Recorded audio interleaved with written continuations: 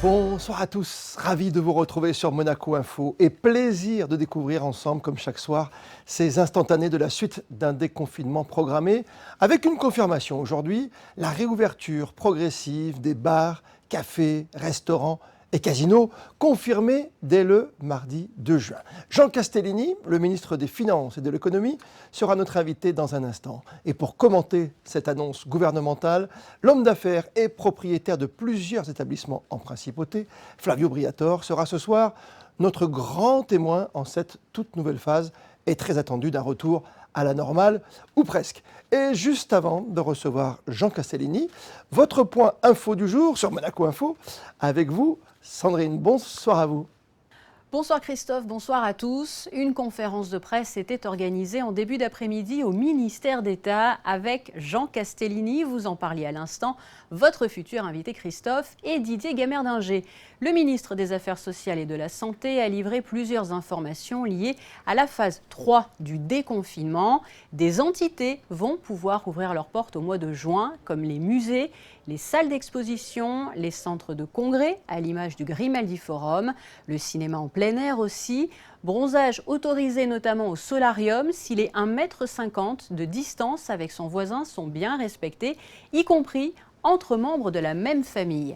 Les disciplines sportives individuelles vont pouvoir être pratiquées de nouveau, la nage sportive au Stade Louis II par exemple. Voici ce qui demeure fermé. Les piscines de loisirs, y compris donc en copropriété et dans les hôtels, les salles de cinéma intérieures, tout comme les salles de sport. Autre détail à venir bien sûr avec Jean Castellini dans un instant. Par ailleurs, sachez que nous avons appris aujourd'hui l'annulation du MC Summer Concert. Parlons à présent du lycée Albert Ier, Sandrine. Revenons sur les faits, une professeure de mathématiques de l'établissement a été testée positive au Covid-19. Dès l'annonce de cette nouvelle, mardi après-midi, il a été proposé aux parents dont les élèves avaient été en contact pendant 48 heures avec elle de faire pratiquer à ces lycéens un test PCR, test fait mercredi. Et nous vous livrerons bien sûr plus d'informations à ce sujet dans notre prochaine édition. Mais pour le moment, premier constat, mercredi matin, le lycée a enregistré un taux d'absentéisme de 15% dans la moyenne de ce qui est constaté depuis le 11 mai, date de la reprise des cours. De quelle manière, Sandrine, les tests sérologiques vont-ils se poursuivre ? Oui, jeudi, les personnes dont le nom d'usage commence par un C ou un D sont invitées à aller faire le test sérologique sur la base du volontariat au Grimaldi Forum pour les C, à l'espace Léo Ferré pour les D. L'occasion aussi de vous dévoiler le bilan de mardi, premier jour de testing. 972 personnes dont le nom commence par un B ont été testées et 560 pour celles dont le nom commençait par un A. Merci beaucoup Sandrine. À tout à l'heure pour le point pratique. Jean Castellini, ministre des Finances et de l'Économie. Bonsoir à vous. Bonsoir. Mais nous attaquons finalement cette phase 3, tant attendue par certains secteurs d'activité. C'est quelque part un retour plus affirmé à une vie normale ici ? Oui, je vous le confirme et je pense que c'est une source de satisfaction pour nous tous. Mais en même temps, il faut continuer à prôner la plus grande prudence. Comme vous vous en souvenez sans doute, il y a quelques semaines, il avait été souligné que nous ne passerions à la phase suivante, celle qui nous occupe aujourd'hui, que lorsque les premières phases auraient été validées pour permettre au gouvernement d'autoriser les acteurs économiques, et notamment ceux dont nous allons parler aujourd'hui, à procéder à leur tour à un retour le plus normal possible de leur activité. Comme un symbole, le 2 juin, on pourra prendre un petit café en terrasse d'un bar ou simplement au comptoir et puis peut-être, ça y est, enfin dîner entre amis, en famille, déjeuner entre amis dans nos restaurants préférés ici à Monaco. En fait, seront exposés dans les jours qui viennent un certain nombre de mesures qui montreront là encore toute l'importance que les préconisations de la DASA et du département des affaires sociales en particulier soient respectées le plus scrupuleusement possible et notamment que les clients des bars ou des restaurants, qu'ils soient en terrasse ou en intérieur, en fait soient assis. Je pense assis automatiquement, d'accord, obligatoirement. Assis automatiquement, voilà. Il y a des contraintes qui devront être prises en compte par les opérateurs de restaurants, de bars et d'autres opérateurs économiques. La première, c'est l'obligation de la réservation. Pas de réservation, on ne rentre pas au restaurant, c'est bien clair. Voilà, on ne rentre pas. Ensuite, c'est vrai qu'il y a des préconisations qui ont été annoncées au niveau des commerces qui ne sont pas applicables pour les restaurants. Je pense en particulier à la limite d'une personne pour 4 mètres carrés. Cela n'est pas applicable au cas des bars ou des restaurants. Et là, vous travaillez avec les restaurateurs, évidemment, pour trouver une bonne jauge, une mesure entre, je ne sais pas, 80 cm, 1 mètre, 1 mètre 50 ?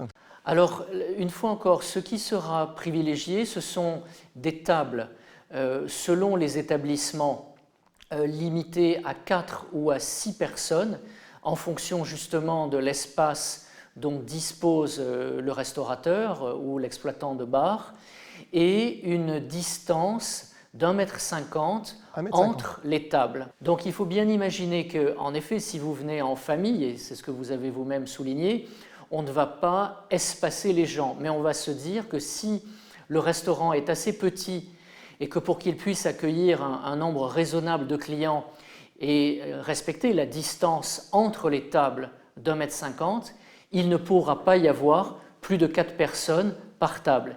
Et si l'espace intérieur ou le fait que ce restaurateur ou exploitant de bar, par exemple, dispose d'une terrasse, on pourrait considérer, dans un premier temps, qu'il y a un maximum de 6 personnes par tablé. Mais chaque tablé devra donc être espacé de la plus proche d'au moins 1,50 m. 1,50 m, vous dites.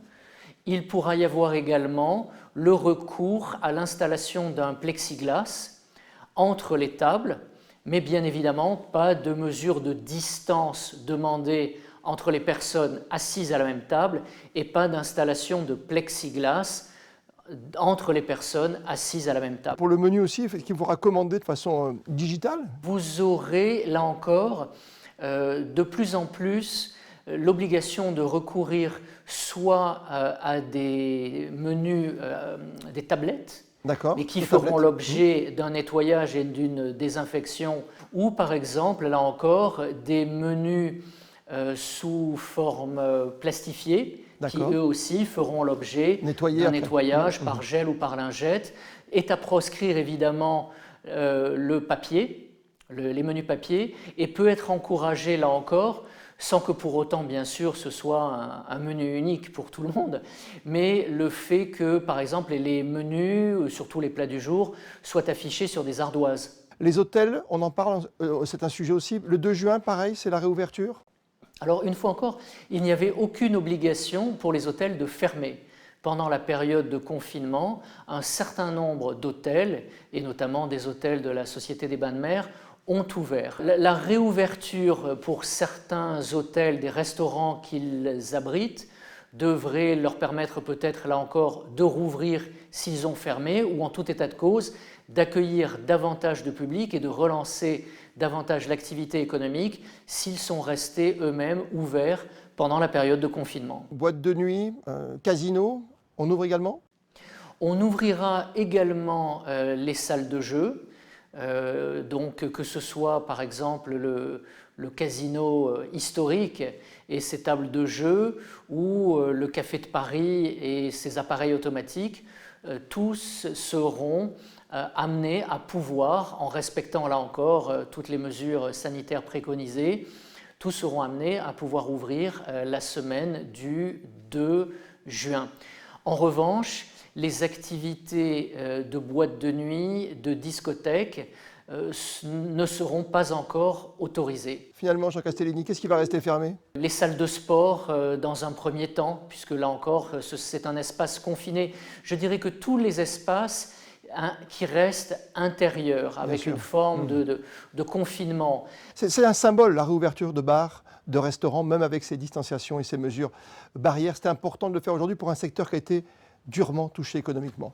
C'est très important parce que cela aura aussi, je pense, un impact positif sur les autres activités qui ont elles-mêmes pu reprendre il y a 2 semaines, à savoir les commerces. Vous savez, comme d'autres, je me promène un peu en ville et je regarde, je vois que tous les commerçants jouent le jeu, tous leurs clients jouent le jeu et c'est une grande source de satisfaction. En revanche, il est clair que l'activité économique des commerces n'a pas repris au même niveau d'activité que celui que l'on observait avant le confinement.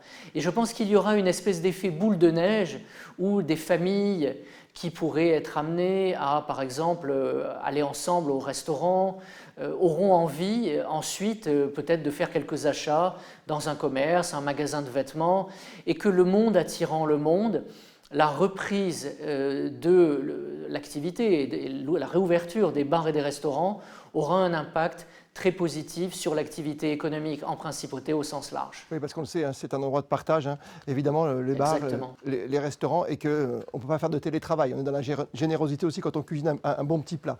Merci Jean Castellini. Juste une dernière question, parce qu'on est en pleine campagne de tests de dépistage. Vous êtes à la lettre C, c'est bientôt pour vous? Les tests pour les personnes qui, comme moi, ont un nom qui commence par la lettre C, pourront se faire au Grimaldi Forum demain, jeudi et vendredi. Merci encore Jean Castellini pour ces précisions d'importance. Je rappelle que vous êtes le ministre des Finances et de l'Économie. Je vous dis à très bientôt. À très bientôt sur Monaco Info. Merci. Merci encore Jean Castellini pour ces informations d'importance. Exemple concret avec un homme d'affaires bien connu qu'on ne présente plus, c'est Flavio Briatore qui nous rejoint à l'instant même. Bonsoir à vous Flavio. Bonsoir, bonsoir à tout le monde. Le 2 juin, mardi 2 juin, date de réouverture, c'est un soulagement? Oui, on était déjà d'accord avec le gouvernement. On a fait plusieurs réunions ensemble. Je pense que c'est correct. Comment s'est passée cette période déjà économiquement pour vous? C'est un manque à gagner qui est terrible. Il va falloir le compenser. Vous l'avez peut-être déjà imaginé différemment, ce monde d'après? Ce tsunami qui est arrivé, c'était terrible. Moi, j'avais beaucoup d'amis en Italie qui ne sont plus là. Et vous avez vu aussi la France maintenant, l'Espagne, l'Amérique et tout ça, c'est l'Angleterre. Très dur. Très dur. Moi, je pense qu'avant le business, on doit penser à la santé des gens qui travaillent pour toi. Et vous savez, nous, on a fermé les restaurants avant que la France se les ferme. Avant le 17 mars, d'accord. Oui, et on a décidé avant tout de fermer, avant tout la santé. Maintenant, et je pense qu'on a trouvé une solution avec tout le monde. Ça, c'est bien pour Monaco. Et c'est bien pour tout le monde. Vous avez senti une solidarité, une unité nationale ici à Monaco? Tout le monde était derrière vous et derrière les commerçants comme vous? Le gouvernement, il a fait un super travail. Ouais. On a fait des réunions très constructives, sans aucun problème. Le gouvernement, il a aidé avec le chômage. Ça, c'était, on doit le remercier toujours. On a vraiment bien travaillé, zéro problème. Alors justement, l'avenir, on le disait, c'est le 2 juin. Vous allez procéder par étapes l'ouverture de vos restaurants. Oui. C'est déjà prêt, on l'imagine. Ça veut dire que tous les gens seront testés, par exemple, chez vous? Nous, on a décidé de faire le tampon à tout le monde qui travaille pour le groupe. Et après, une semaine, on va refaire le tampon. Et les différences, les distances des tables, on pense d'être sur 2 mètres. 2 mètres, d'accord. D'une table à l'autre. Et la distance entre la personne et l'autre à le restaurant, 80 cm. Après, tu dois entendre, c'était un groupe familial, parce que quand tu es à la maison, tu manges, chacun mange très voisin. C'est ça. Ou c'était un groupe des amis. Et on prend la température à tous les employés tous les jours. Vous faites comment, Flavio Briatore, pour les amoureux? Les amoureux, c'est un peu difficile, hein, oui, trouver une solution. Mais on peut mettre du plexiglas, je le dis très voisin. Qu'avez-vous fait, c'est pas indiscret, de vos 2 mois confinés? Tu sais, dans ce moment, on a découvert de travailler en façon complètement différente. C'est ça. Moi, je pense que ce virus, il va changer des choses dans notre vie de tous les jours. Si tu recordes quand les tours sont tombés à New York, le 11 septembre. Avant, on allait à l'aéroport avec la valise, on entrait dans l'avion. Après ça, qu'est-ce qui s'est passé? Metal detector, tu dois lever la ceinture, tu dois lever les chaussures, tu dois arriver 3 heures avant que l'avion parte. Et moi, je pense qu'ici, avec ce virus, peut-être qu'il va mourir avant qu'il arrive la vaccination, mais il va changer quelque chose, aussi dans le futur, qu'il doit penser que le virus, ce n'est pas fini, on doit vivre avec ça, et on doit faire attention. C'est notre responsabilité maintenant, ce n'est plus la responsabilité des docteurs. Là, on est mercredi, on devrait être à la veille du Grand Prix, hein, vous le savez. Il y a un petit pansement au cœur de ne pas avoir notre Grand Prix cette année ici à Monaco? Mais ce matin, j'étais voir la Crazy Pizza. Et j'ai regardé les tribunes, non, qui sont en train de démonter. Et c'est vraiment sad. Il vient à pleurer parce que dans ces semaines, on avait toute l'activité, le Grand Prix, beaucoup de moments. Et n'oublie pas économiquement, Le les manque à Grands gagner. Prix représentent les 30-40% des chiffres d'affaires de Monaco pour nous, pour les restaurants, pour les discos, pour tout ça. Et c'est très dur. Ce Grand Prix de Monaco qui reviendra l'an prochain avec 3 Grands Prix. Hein. En un mois, vous le savez, depuis hier, c'est officiel par l'Automobile Club de Monaco avec l'historique, avec l'I-Prix et le Grand Prix de Formule 1. Une petite pensée pour Charles Leclerc quand même, vous le voyez gagner l'an prochain chez nous? Il a des talents, il est jeune, il n'a pas de pression. Il a fait 2 ou 3 Grands Prix de vraiment chapeau. À la fin, tu sais, tu as un pilote qui gagne le championnat du monde. Tu n'as pas 2 championnats du monde. Tu as un qui doit gagner le championnat et l'autre qui doit ramasser des points pour gagner le championnat constructeur. Ouais. Alors, c'est beaucoup mieux avoir identifié ça, c'est ça, qu'avoir des voitures qui te sortent dans le Grand Prix, qui se battent un contre l'autre. Parce que les voitures ne sont pas de pilote, ils sont de team. Des vrais Mais écuries. des fois, le pilote ne comprend pas ça. Ouais. Mais moi, je pense que Leclerc, c'est quelqu'un qui a beaucoup de talent et j'espère qu'il va. C'est très important pour Monaco d'avoir un pilote comme ça dans le circuit. Grande publicité pour Monaco. C'est magnifique. Ouais, je vous demandais ça, Flavio, pour conclure, parce que j'avais une petite pensée. Vous avez découvert, par exemple, un champion du monde d'exception. Hein. On s'en souvient tous, les gens de notre génération, qui s'appelle Michael Schumacher, et dont on n'a pas beaucoup de nouvelles aujourd'hui. On sait qu'il lutte. Tu sais, moi, je pense toujours à Michael comme il était quand il était dans l'écurie. Dans ce moment, le jour, on mettait des photos sur mon Instagram de le temple de Benetton avec Michael Schumacher. Je le préfère penser comme il était, hein, quand le souris, gagnant, fan. Quand tu as un talent, tu le vois qu'il y a un talent. Après, tu as des pilotes qui sont des pilotes bien, parce que pour être un Formule 1, tu dois être un bon pilote. Mais la différence, c'était comme ça, d'être un grand talent à être un grand pilote. Et moi, je pense que si on retourne sur Charles, il a sa différence pour être un grand pilote à un superstar. Vous avez déclaré, si tu réussis à Monaco, tu réussis partout. Voilà, pour Charles Leclerc comme pour vous. Oui, absolument. Ça, c'est sûr. Merci, grazie, Flavio Briatore, d'avoir été avec nous. Christophe. Et bonne réouverture de tous vos restaurants, étape par étape, jusqu'au petit dernier, on a dit. Crazy Pizza au mois de juillet. Grazie, merci beaucoup, Flavio. Merci beaucoup. Ciao. Restaurants, bars, hôtels et casinos, le retour. Avec là aussi un maximum de précautions mises en place. Vanessa Dessy, vous vous êtes justement rendue dans les salons du casino de Monte-Carlo. La réouverture des casinos de Monte-Carlo se fera progressivement selon les instructions gouvernementales. Des mesures sanitaires ont été établies afin d'accueillir au mieux le personnel et la clientèle. Des règles strictes, quelles sont-elles ? On a repensé la mise en place des tables, on a repensé aussi le parcours client, qui est le parcours aussi collaborateur par rapport à des fléchages. Et aussi, on a repensé effectivement l'ensemble des protections qui seront mises en place sur toutes les tables de jeu. On va faire un stop and go, on va mettre en place les mesures, on va regarder, on va analyser, on va étudier qu'est-ce qui peut être modifié, qu'est-ce qui peut être arrangé, qu'est-ce qui peut être amélioré encore, puisque la sécurité, c'est vraiment notre priorité. On va avoir entre chaque machine une séparation de près d'1,50 m, en plus de panneaux plexiglas qui vont nous permettre d'être totalement en sécurité. Vous pensez que le personnel a hâte de revenir ? Je sens chez les collaborateurs, après une remise en question, parce que c'est la première fois que nous fermons 2 mois et demi, une volonté une fierté de revenir travailler le plus tôt possible. On était déjà la plus belle destination de jeux en Europe. On espère être la plus belle destination de jeux sécurisée en Europe. La réouverture des casinos de Monte-Carlo est prévue début juin. Une date à retenir, Christophe. Une date historique et de bon augure, on l'espère, pour l'économie monégasque. Oui, en effet, un soulagement, on l'imagine, et on le comprend, Vanessa, pour ce secteur durement touché.